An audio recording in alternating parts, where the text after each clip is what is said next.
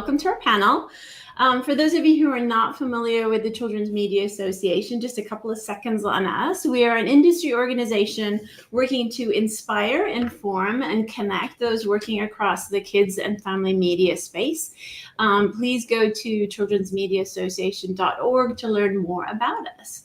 But let me set a little bit of context about today's panel. In today's entertainment landscape, franchises aren't born only from hit shows and best-selling books. WEBTOON Entertainment has become one of the most influential engines in YA storytelling, an incubator where stories build passionate fandoms and spark global momentum from day one. Designed for mobile and built for community, WEBTOON and Wattpad now reach over 155 million monthly users. And just a little bit of context, Netflix has 301 million subscribers. Now, we'll get into the difference in the economics of the platforms, but just to give you a base of how big this platform really is. And this is giving creators a rare opportunity to test, to grow, and expand their ideas in film, TV, publishing, merchandise, and much more. As the global pioneer of the mobile webcomic format, WEBTOON Entertainment continues to redefine what comics and visual storytelling can be for fans and creators everywhere. But this panel came from a slightly different origin. I've spent, as most of you know, I spent most of my career working on global franchises, and I had so many people tell me, you have to meet Sydney. She thinks just like you. You guys have to meet each other. So we coordinated around almost a kid's screen, and then we ended up having coffee together. And I have to say, I truly feel like we connected on a really fun level, Sydney, and just really, both of us really love the art of intellectual properties and how to create those, fandoms around them. And I really felt like I found my intellectual soul sister in Sydney. But the thing that I left our breakfast was Sydney had shared all these incredible facts about Webtoons. And I was just like, WEBTOON. And I was just like, we have to tell more people about what this incredible team is doing, because as an independent producer, it gives you another opportunity, I think, to think about media in a new way.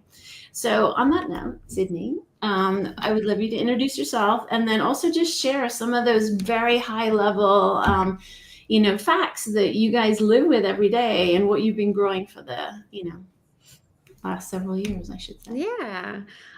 So I'm Sydney Bright. I'm head of global animation here at WEBTOON Productions. I'm a very rare human in that I went to school for animation and have built a 16 plus year career in that industry. I've had the good fortune of working on amazing shows like Bob's Burgers that are very big fan favorites, and have spent the last 4 years here at WEBTOON Productions. And as Susie mentioned, I think all of the stats and data about both of these platforms, both Wattpad and WEBTOON, I think are often really jaw-dropping for people. It was such a wonderful educational experience when I first joined the company to kind of understand what these ecosystems were and the audiences that existed within them. So WEBTOON and Wattpad together really make up one of the largest storytelling ecosystems in the world. WEBTOON is our mobile first comic platform where stories are told visually through vertical scroll on your phone. And Wattpad is our serialized fictional platform where writers publish oftentimes stories chapter by chapter to a global audience. So as Susie mentioned, both platforms were really roughly reaching 155 million active users, with those users being in over 150 different countries, supported by 24 million creators across those 150 countries, who release more than 120,000 new episodes every single day, which is just a unfathomable amount of content. And I think one of my favorite stats that I found out recently, even though I work here, still a recent stat, readers really spend on average 30 minutes a day on the platforms, on these two offerings, which I think really tells you how deep the audience is engaged in the fandom and how, in fact, the attention spans of those audiences are still very present. So because everything starts online and grows organically through these fan bases, WEBTOON Entertainment really has become kind of this real-time incubator for what the next generation of IP and franchise building can look like. Love it. Okay, so then let's introduce everyone else. And Ellen would like you to also share your favorite title on WEBTOON or Wattpad. So Tina, would you like to go first?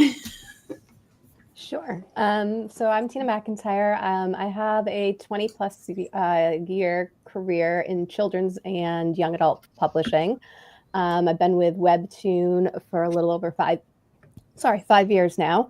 I think in my professional career, my claim to fame that people would probably know best would be working on the Twilight Saga marketing for the book series over several years. Those are blurry years. I don't remember much of them, but it was a very exciting time. And I think for my favorite series, I'm leaning toward Morgana and Oz on our WEBTOON platform. It's got that perfect mix of magic and like forbidden attraction, but in a cute and clean and young way, like that early stage.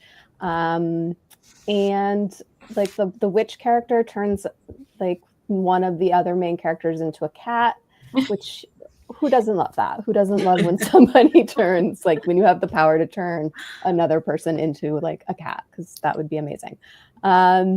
And then on the Wattpad side, my favorite series is Belmore. It has all that vampire greatness in the YA space. And you'd think I'd be sick of vampires at this point, but I'm not. So I think those are probably my two favorite from both platforms. Dare we say once bitten? No, I won't go there. All right, Alicia, you're up next. So hi, I'm Alicia Incinelli. I lead our franchise strategy here at WEBTOON, and I've been doing this for almost 5 years. My background is in home entertainment and theatrical brand marketing across some traditional studios like Warner, Paramount, Fox, Disney. And I think my current favorite YA title is Cursed Princess Club. It's just, it's on WEBTOON, but also, surprise, surprise, it just came out on Wattpad. And it's just this very cute blend of humor and heart.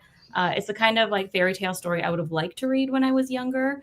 And it's the kind of thing that just makes me feel like, oh, this is such a good example of how our stories on WEBTOON and Wattpad like really make readers feel seen. Like it's so unique and inclusive. So that's my favorite.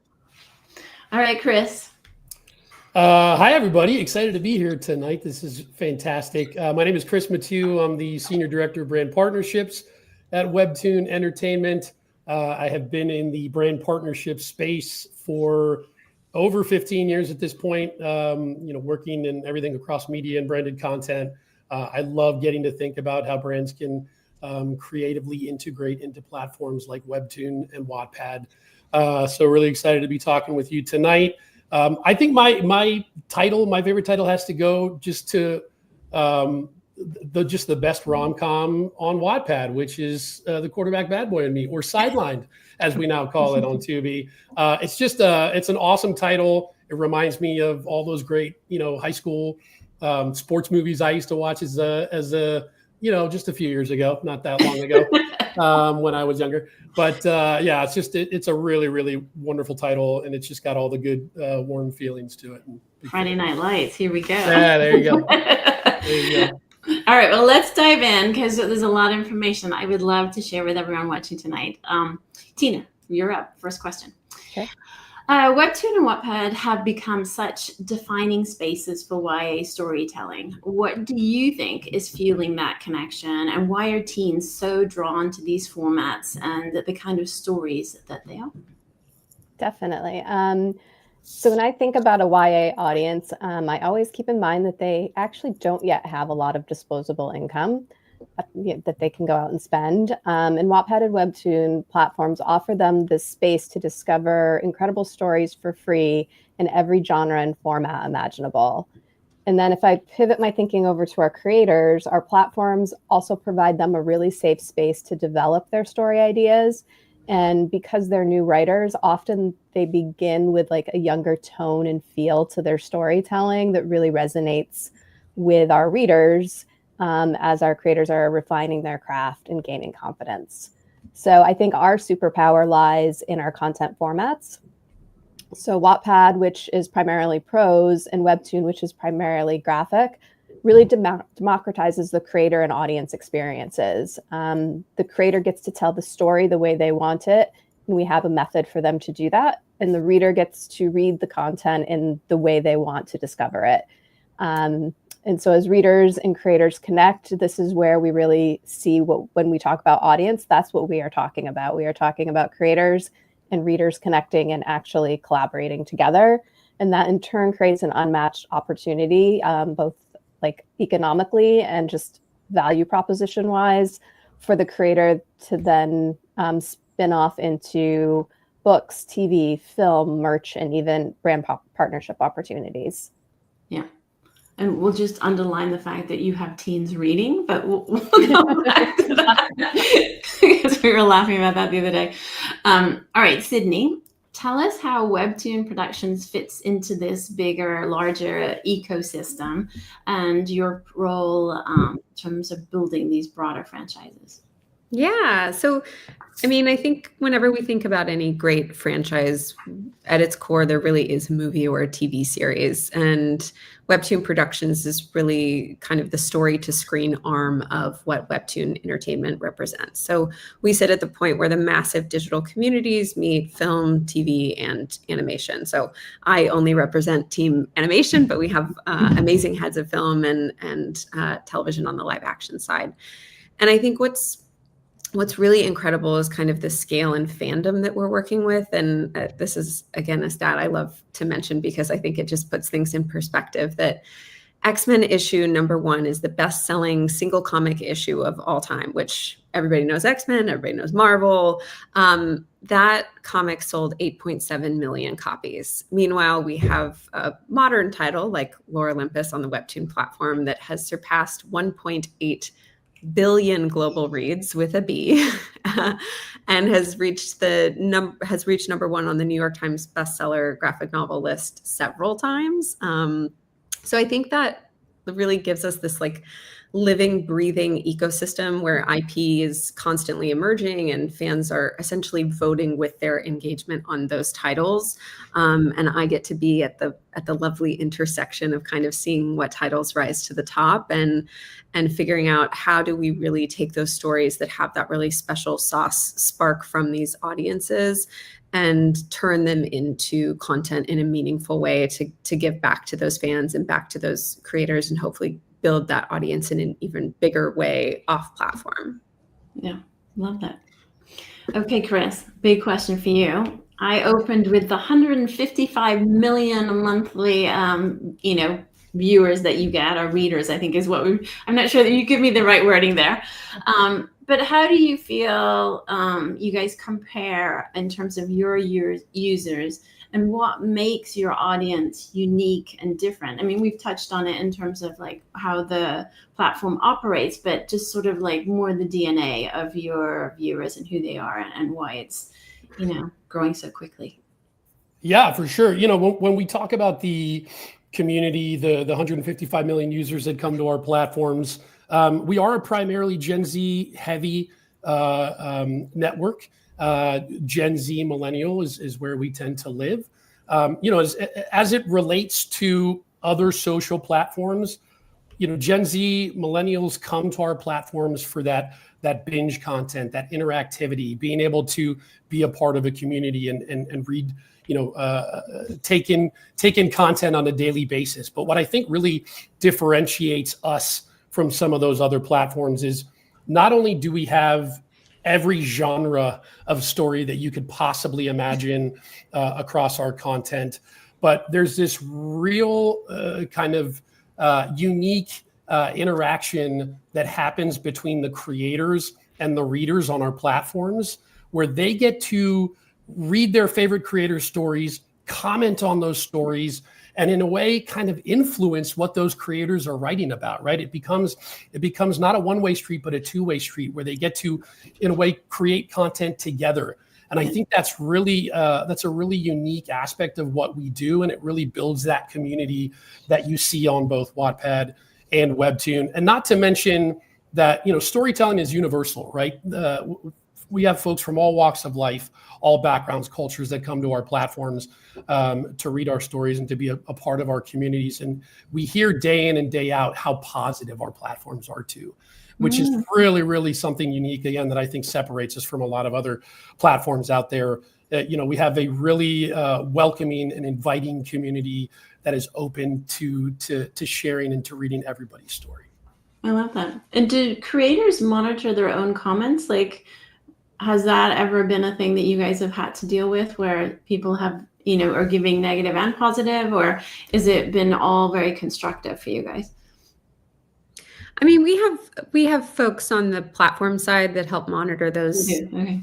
That level of engagement. We obviously have kind of community practices and community standards that are in place, I think, to help make sure that for the most part there is a more positive experience. But if someone doesn't like a story or doesn't like a story beat, or heaven forbid one character ends up with a character that they just could not believe that happened, like there's so much opportunity, I think, in the margins for fans to be able, as Chris was saying, to participate with those titles. But I think because of that democratization of storytelling, I think fans really do feel a significant amount of ownership and kind of authorship in the success of those titles. So I think for the most part, the conversation really is positive, and people are excited to be able to engage with those properties. Yeah, and truly unique, right? I mean, how many other platforms do you know of? Because I can't really think of any. I mean, where you can actually be a part of the voice that's being shaped in real time. You know what I mean? I think that's really, really unique that you guys have that. Okay, Alicia. Fandom is such a big part of both platforms. What makes these communities so engaged, and how do you think about nurturing that connection over time around not only your platform, but obviously the individual titles as well? Well, I think what's special, it's exactly what the team has been saying. Like on Wattpad and WEBTOON, the fandoms are at the core of everything we do. Our fans are, as they said, very vocal, but it's because they're passionate, they're creative. Like they just want to be involved so deeply into these stories that they're reading on a weekly, monthly basis. But what's special, I think, for us is that the communities amongst Wattpad and WEBTOON, they also interact differently. So on Wattpad, readers really connect deeply through comments and really sharing that storytelling. But there's a conversation between the creator and fan very regularly. But then on WEBTOON, fans express themselves more visually. It's a visual medium. And fans build these incredible fan edits or fan art, and all of a sudden there's these moments that they have together, like when a pivotal change happens in a story, and that builds this cultural moment for them around that piece. And so it's just so special for both Wattpad and WEBTOON creators to be reading, or fans to be reading along with when their author is posting things. And the way that we nurture that is we're all about listening and giving back to those readers and making them feel like we see them, we hear them, you're part of this process. So sometimes that's highlighting when we do fan art, or bringing them along with us when we go on set, or giving them behind the scenes access, creating products in our merch team, or experiences with our creator team that reflects their love of that story. So it's very easy for them to become cheerleaders for our titles. If you look at our socials, if we post a carousel of a bunch of series, people will be like, oh my God, School Bus Graveyard mentioned, or Ashley, they'll call out characters oh my God, I can't believe you mentioned this. And it just makes them so excited to see that the company believes in the same stories that they do. Yeah, I love that. Love that. Okay, let's talk a little bit about how you guys build franchises. So Sydney, how does WEBTOON Productions identify the stories with real franchise potential? I mean, you've obviously got a ton of data, you've got your, the team's experience as well. And what do you feel is sort of different in your approach than what maybe a traditional studio would be looking for or doing, other than obviously the demographic that you guys go to? Yeah, I mean, I think in terms of traditional entertainment and kind of how that model works, so often it's, talking to the Netflixes and Disneys of the world and understanding what their mandates are, or the comps of projects they're looking to produce, or, knowing there's a specific executive that likes this specific kind of thing. And in a lot of ways, you're kind of trying to reverse engineer something that you know these networks are going to want because they're telling you, they're saying, you know, we want our next Bluey, we want our next Twilight. And I think what makes our platform so unique is because that data exists. We on the production side, we don't have a mandate. We're not looking for creators to create content specifically for us to adapt.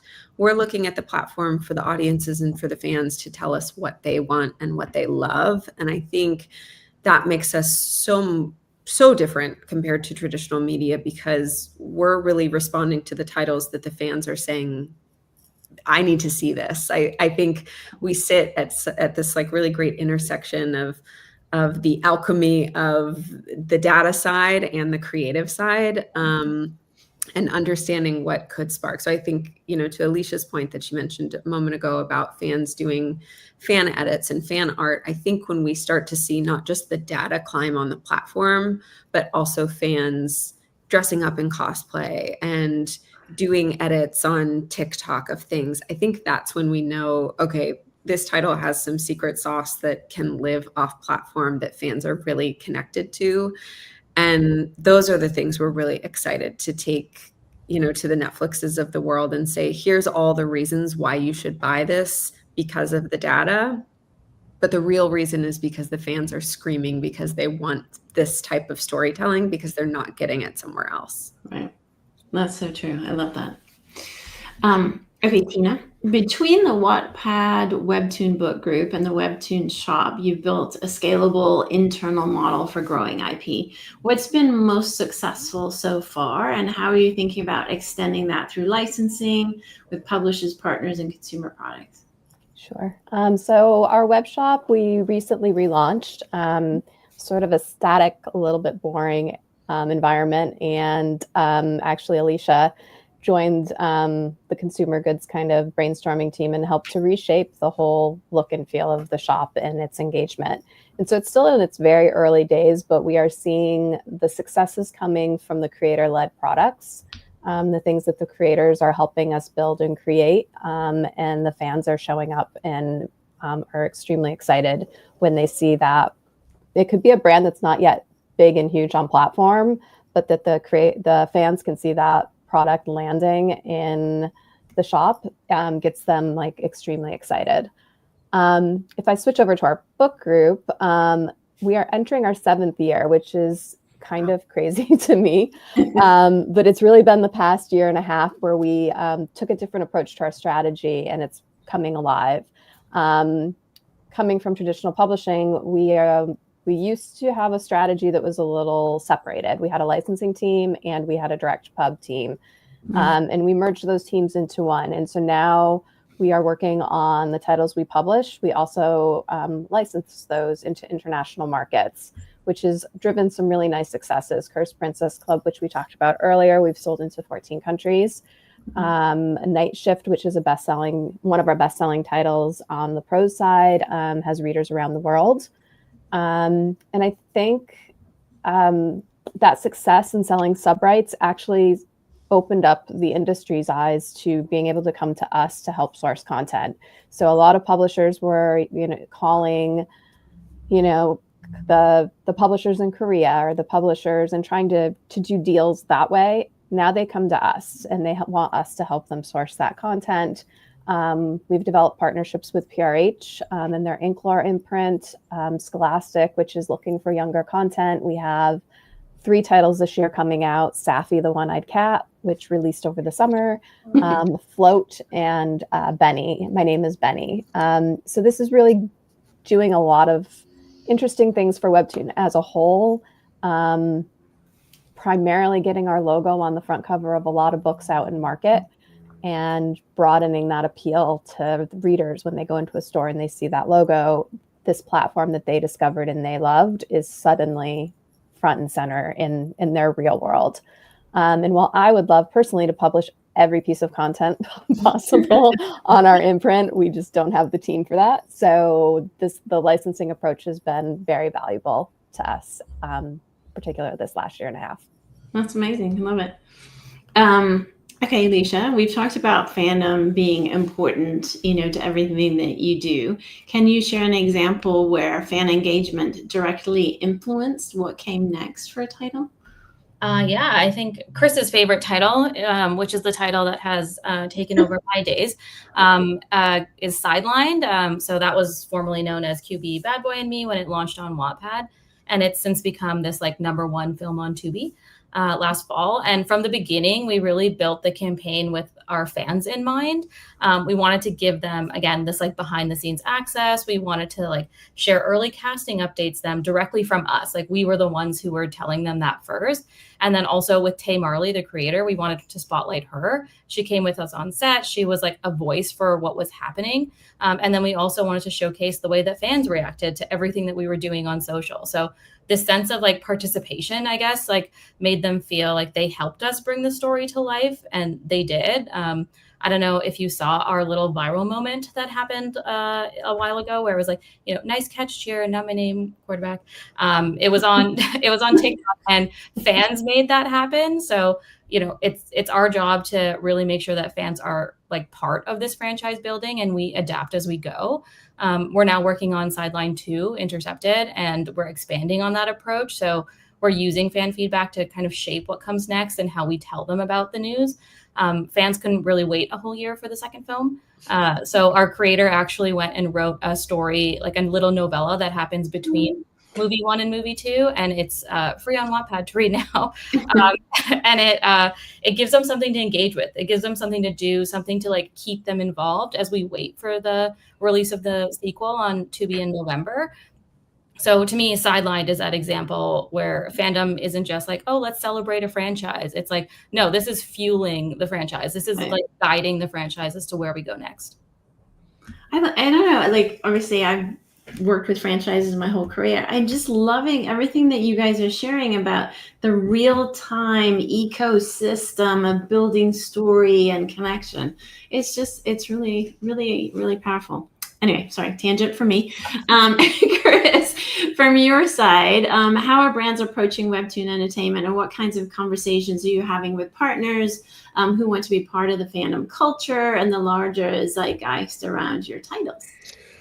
Yeah, I think it's safe to say that, with each passing day, brands are seeing more and more why we are where we are, as a company and what we're doing, not only on platform, but off. It's really exciting to have brands approach us on a day-to-day basis and say, hey, we see these incredible fandoms that you have, these adaptations that are, coming left and right. How do we become a part of it? And for us, it's obviously starting with the brand, right? Let's have a conversation with that brand, find out who they're trying to reach, how they're trying to reach them. The conversations that we do have are around these, a lot of kind of legacy brands that want to reach Gen Z, that want to find these new communities, and we have some really unique ways to do it. Again, both on and off platform, but it's the fandom, it's the average 30 minutes a day, that deep engagement that gets them excited about what we're doing, and it starts first and foremost on platform. So we do things like native story integration, creator collaborations, fan activations on platform, and then from there, these branded content, brand partnership opportunities really have an opportunity and a possibility to find its way off platform as well, right? In the form of some of these adaptations that we're talking about, in the form of social amplification, not just on our platforms, but on others, live experiences like, at New York Comic Con that we were just at. And of course, merchandising and licensing, as Tina was just talking about. So there's really a lot of opportunity for brands to be a part of that kind of full 360 ecosystem that we're talking about. And the really cool thing is that when brands start to see that we have creators that can message their message to their fan bases, to their fandoms, and to do it in unique ways, authentic ways, right? They know how to speak to their communities, to their fan bases.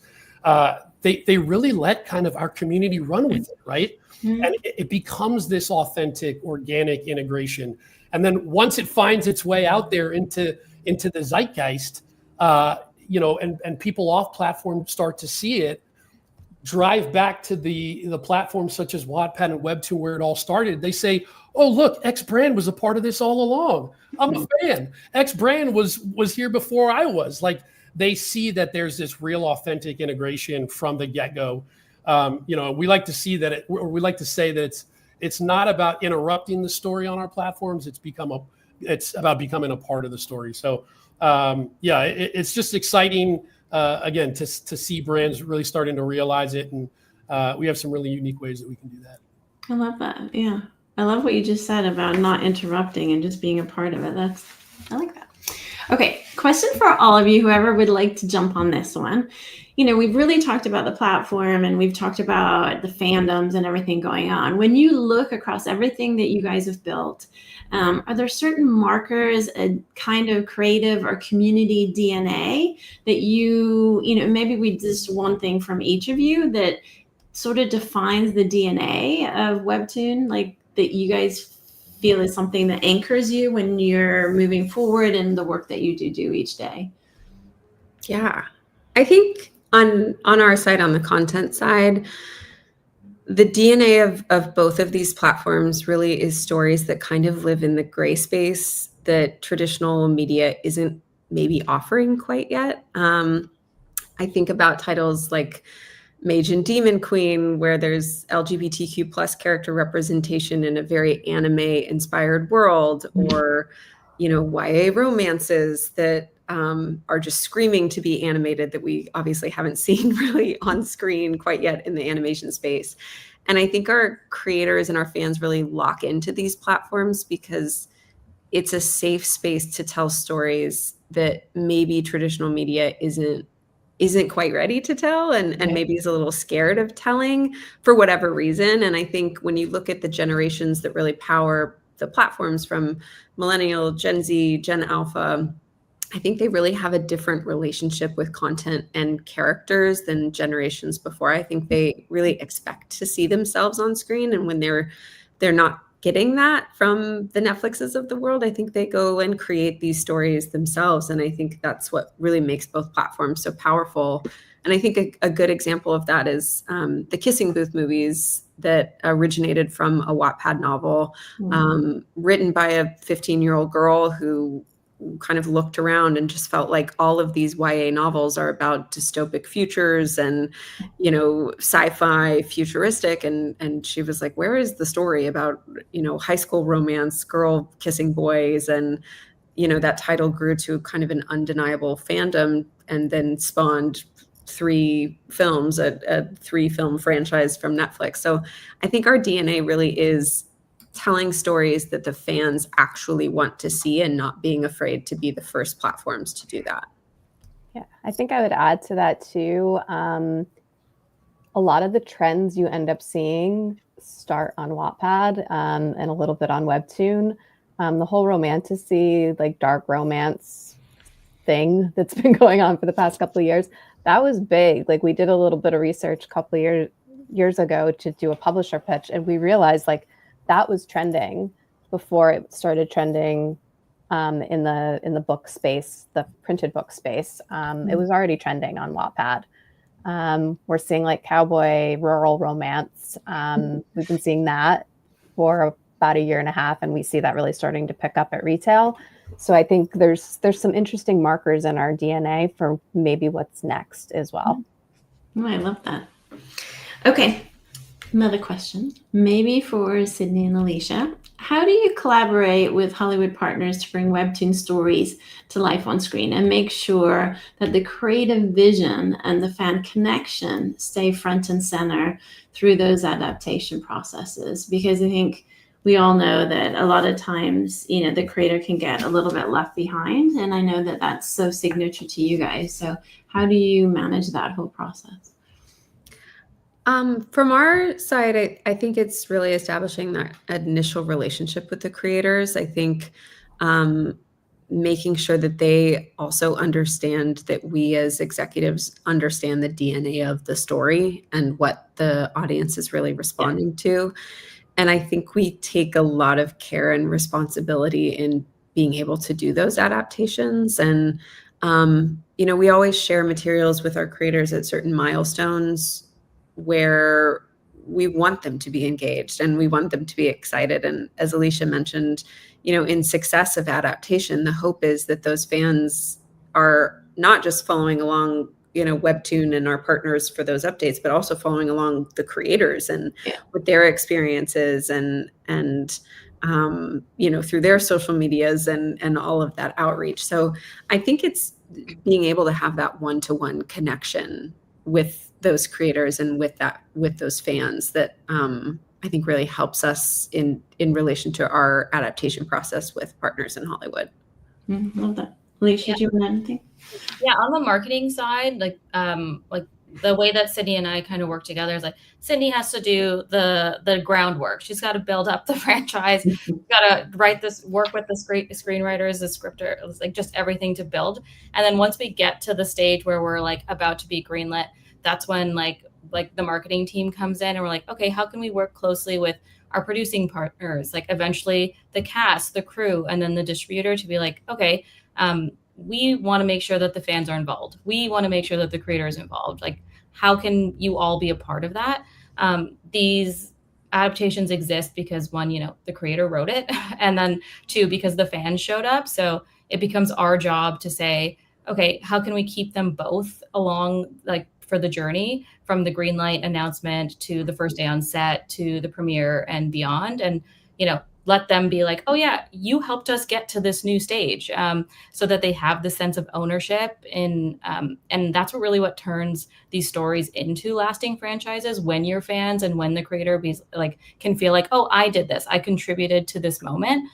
So we have our creators on set, they're filming content for us, they're revealing sneak peeks, they're becoming friends with the cast and the crew. And then we have our fans involved too. Like one of our films last year, our fans picked the poster.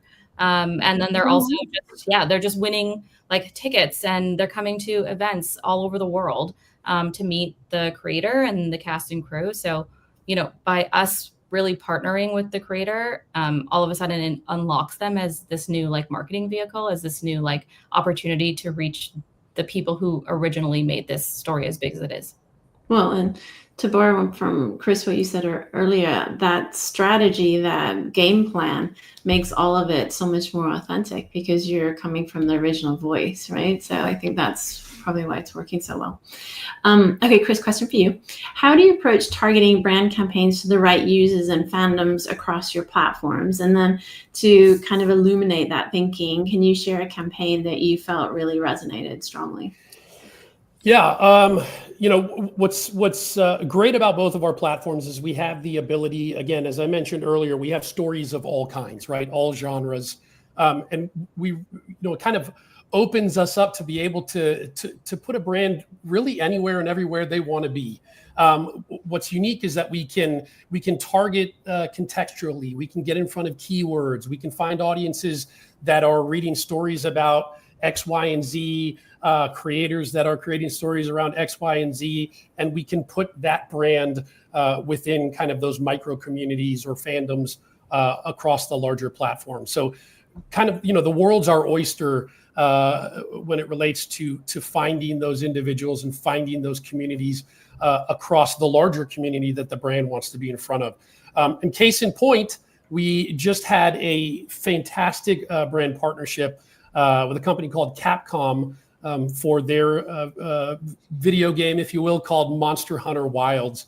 That was just kind of an blew it out of the water partnership with them. They were so extraordinary, and they came to us and they said, "Hey, we want to target our fandom. We want to target our fan base and our community, gamers on your platforms and gamers, fans of our game." But what really was exciting about the overall partnership is not only did they resonate with the already existing fan base on our platforms, but they found a new community, a new fandom, gamers that didn't necessarily know about their title, and even people that weren't gamers that were talking about them and started gaming and playing Monster Hunter Wilds. And we did it all through a really cool webcomic contest where we asked our fans to draw their own webcomics incorporating this IP's content. And it ended up not even being a competition or a contest so much as it really was, this kind of celebration of this fandom that we're talking about. And so much so that people weren't just talking about it on WEBTOON, but they were talking about it on other social platforms. There were threads on other social platforms by the hundreds of thousands of comments talking about their submissions for this opportunity. And it had this incredible organic growth off platform, which we just, never expected. But it really shows the power of fandom. And when a brand can take advantage of that, how well a campaign like that can perform. Well, and what we've been talking about for across this hour is that you invited a community into an IP and helped them create something, which I think we're honing in on, like how special you guys are and what you do here.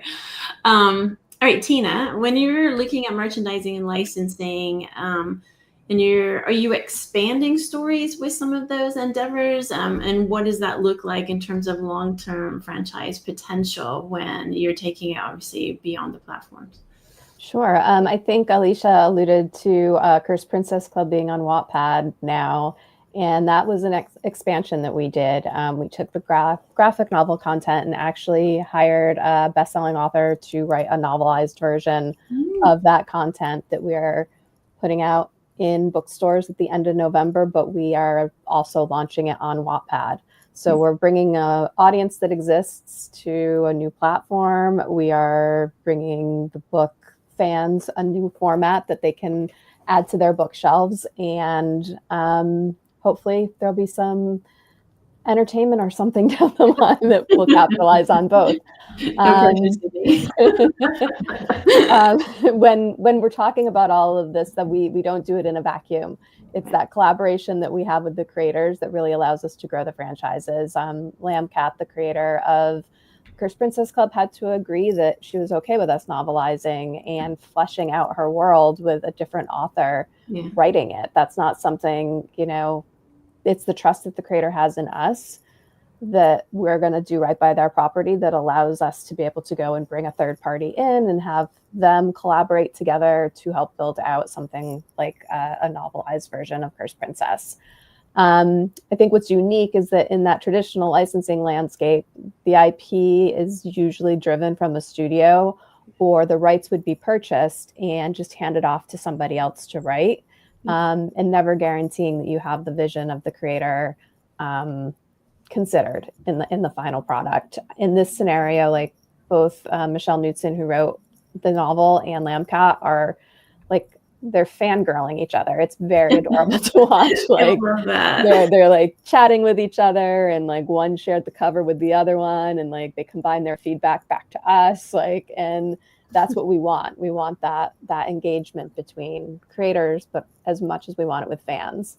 So yeah, I think that's probably the coolest part of what we get to do. We get to work alongside creators, as opposed to like kind of in the traditional spaces where you're just like informing the creator of what's about to happen. We get to bring them along with us, and they bring us along with them in turn. On that note, I'd love to just add one quick question. Can one of you share sort of like the creator journey with you guys? Like, you join the platform and you start sharing. Like, would anyone be comfortable just sharing what that journey looks like for someone? We have people in the comments saying, "I'm sold. I'm bringing all my IP to WEBTOON." So I figure we should address that you might. Yeah, I mean, it looks like a number of things. I think, speaking specifically on the Wattpad side, if you have a novel, you could upload it tomorrow, so long as it fits in the community guidelines of appropriateness.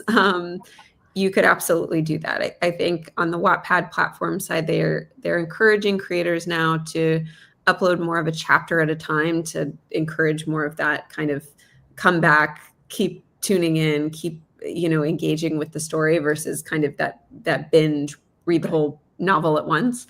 On the WEBTOON side of things, it is a significantly larger, I don't want to say larger, I don't want to underplay the difficulty of writing a novel, but it is pretty labor intensive because it's a visual medium. So a lot of our creators, are a writer and an artist or a team of people. And I think, the labor intensive side of WEBTOON is unique, but I think does make fans understand just how much effort and how much love goes into those stories. Both platforms, you Joe Schmo on the street can upload your story tomorrow and put it on the platform and start to engage with those millions of audience members across the community. And I think that's what's so fantastic. And it also allows for those creators to, in success of their titles becoming successful, be able to be paid. And I think that was something that was organically so interesting to the creation of both platforms, which was, how do we lower the bar to entry for people that maybe didn't have access to traditional publishing before? There's a really wonderful title from the Wattpad side that I think it's called Midnight in Summer Skies. Is that correct, Tina? Night Owls. Night Owls. Night Owls. Sorry. Would you like to tell the story? I love the origin story of this title. Sure, I can give the early. This is one of our COVID babies. This book released at the very beginning of COVID, so it's a great little story about a girl that goes to camp and has a crush on another girl, and there's all sorts of stuff that happens at camp, and all very clean and sweet. It's a very sweet storyline. It just happened to come out into market at the very wrong time. Like bookstores were closed. We all saw these pictures of book deliveries just stacking up outside of bookstores across the country.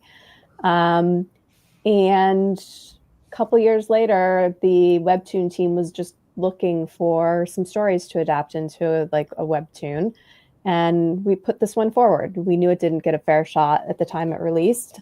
Our sales were low. It went onto the platform and did extraordinarily well. And we started to see the print book sales start to pick up at the same time. So we've done that with a few titles now. And it's just always fun to watch these like backlist titles that have kind of quieted down, all of a sudden ramp back up. Am I missing any parts of the story, Sydney? No, I think it's, they're just such great platforms for that incubation. But I do think the acknowledgement of the amount of work that does go into these creators creating these titles to build them into what they are, and then obviously for us to get to participate with them when they become such huge franchises, I think is really exciting. And hopefully it gets creators really excited to feel like they have avenues to be able to put their stories out there.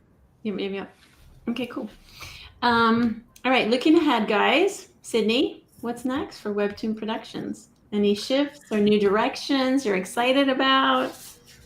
I'm so excited. I mean, the productions team, this kind of whole entertainment arm, if you will, is really only about 4 years old. So we're still kind of in our infancy in terms of how the average zeitgeisty perception of what WEBTOON productions and WEBTOON content and with that Wattpad really can represent. So the last couple of years, we've built such an amazing slate, across all three divisions on the production side of things. And we have so many announcements that are kind of in the queue that I know people are eager to hear about. And I think, I'm just so excited to get to bring these stories to screen. And I think, in the space of animation specifically, for so long, it's really sat in two siloed buckets of like adult, at least on the series side, adult comedy, which is like the Simpsons and Family Guys of the world, and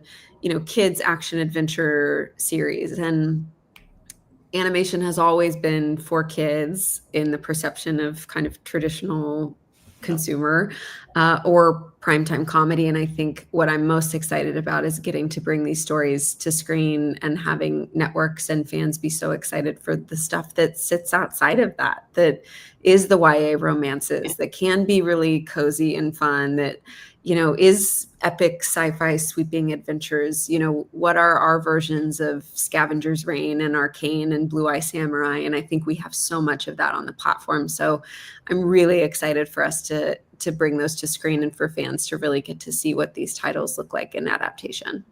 And I agree. Like, I feel like the demographic that you guys circle around is often very much overlooked. And Sydney, we've talked about this. Even traditional YA in television and film pushes really into adult. So I feel like you guys staying in this sweet spot is such a huge opportunity.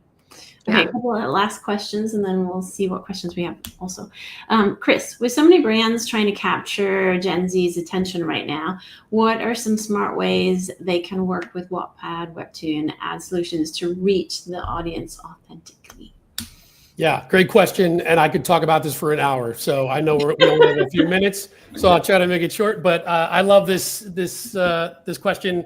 Yeah, for us, it's twofold. Obviously, on both platforms, we have these really high impact media capabilities where we can share your video units, your display units, those native units across both platforms. But for us, what really resonates, what really makes a partnership stand out, what really makes our community organically and authentically respond to a brand is through those custom content partnerships, right? So finding those opportunities where a brand can be integrated into a story on WEBTOON, or where it can be described or told on a Wattpad story. We have branded epilogues and bonus chapters and episodes and all sorts of different ways that these really incredible creators can authentically message said brand to their community. So that is huge. On the other side of it is the UGC side, right? So leaning into our day-to-day users, our users that are coming to the platform to engage with these stories and their favorite creators. We have branded opportunities like I mentioned earlier on WEBTOON, which is that WEBTOON contest, right? Where we can ask our users to draw their own submissions. On Wattpad, we can have our users write a 500-word prompt from a brand asking them to, why does said brand make you think of this? Or how does said brand make you feel? Or there's, it really countless ways that we can incorporate a brand into content on the platforms.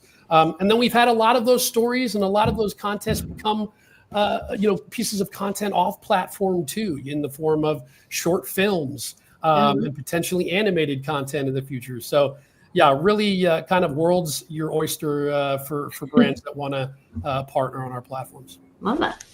All right, one last question, Tina, Alicia. For creators dreaming of building lasting multi-platform IP, what advice or strategies would you share, especially when it comes to sustaining creative vision as the story grows? And I'd even add, because it's sort of a big thing on YouTube, how can they break out on your platform? Like, how do they get noticed? How does that kind of happen as well? Yeah, I think that what we see is, again, we mentioned a lot of these creators are young and new to the space and new to doing this thing called writing or drawing or telling a story, and they're very shy about it. And I think my biggest piece of advice is to celebrate the wins. If you're getting noticed on the platform by the fans and you're getting engagement, if you get a book deal, if you hear your title is going to be adapted, like, celebrate that. You worked hard. And I don't know if it's like imposter syndrome that comes up, but embrace it, love it. Don't worry about sounding too braggy. If you are a little worried about that, you can always talk to a publicist or a brand strategist who can maybe help you figure out how you present yourself and kind of level up your professional persona that aligns with your personality. But I think what you're seeing when you're looking at YouTube creators that are breaking out, and any creator that's breaking out, they're putting themselves forward and taking that risk a little bit. And it's okay. It's okay to be nervous about it, but also it's okay to celebrate your wins. Alicia, I don't know if you have more you want to add to that. You're working with the creators daily. Well, I think I'm very lucky because I get to work with the creators right as their stories start to expand off platform into formats like the book, the movie, the TV show. So it becomes this moment for so many of them that it's like beyond their wildest dreams. So the hype and excitement that they feel, I get to feel a tiny bit of it as well. So I think the benefit of our platforms, both Wattpad and WEBTOON, we've said it a million times here, so we're sorry, but it's our community. Yeah, like every creator is building that community. So they come with this built-in fandom now. And when the creators take the time to listen and engage, like that's really where magic happens for them. You can start to understand what the fans are connecting with, and then you can use those insights to like surprise them in new ways, which like our creators have told us that that's what they're doing. So the relationship between like the creator and the community is what makes these stories like so very powerful as franchises. You know, Tina said like, yes, some of our creators are very shy. But part of my job is like, hey, this is the biggest thing that's about to happen. So like, let me help you. Let me help you feel comfortable owning that moment. Sometimes it's working with our social team or a platform team or like our great partners for them to announce something first so that, you know, they're shy that people will not like it. So once they start to see that the love is there, the support is there, then their world opens up and they're like, oh, okay, maybe I can come out of my shell. But at the same time, we do have creators who do not want to be seen. They don't want people to know their names, and that's completely fine. We respect our creators when they want to be anonymous. Facebook content, as you may know, is having a moment. So like we're completely flexible. For us, it's just finding the version of visibility that feels authentic to that specific creator. So my advice for our creators is, you know, lean into that two-way relationship between you and your fans, engage early, pay attention to what excites them, and then build your world in a way that invites people in for the ride. So, you know, creator plus community, that's like the foundation for me when it comes to building these long-lasting multi-format franchises. Love it. All right, well, we're out of time. I think we did such a great job. We actually don't have a ton of questions, but I have one for the group, whoever would like to answer this. When you think about the future of WEBTOON as a cross-platform kind of storyteller, what's your biggest North Star? I think maybe like for all of us, it's the authentic storytelling that we get to see come across, like when the creators like are just so passionate about their work, and we like all four of us are kind of separate in our divisions, but we work together, and it's always for the creator to achieve like getting their story most authentically told in this new format, in this movie, in this book, in this merch. So staying authentic to those creators is like my personal North Star, I would say. Mm-hmm.